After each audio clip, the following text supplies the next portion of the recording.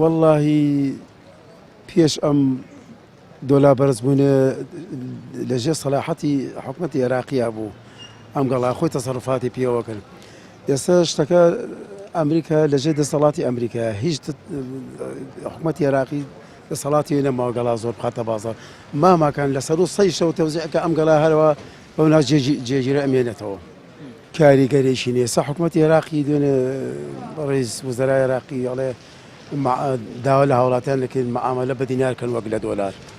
کابرا دوکان نارە کابرا بازرگان ئاچی دیناری تێ بەگەڵا مەعامەلە ناکەی کابرای بازرگانێکی یە گەڵاکە ئەکرێتەوە بە چەند دەستێکێتەوە دینار بە چەند وەرەگرێت بازار 170 بێت دینار بە 170 وەرگرێت کابێ هیچ دەمەزۆگە بەهای عێراقی ئەو هێز و توانایی نەماوە.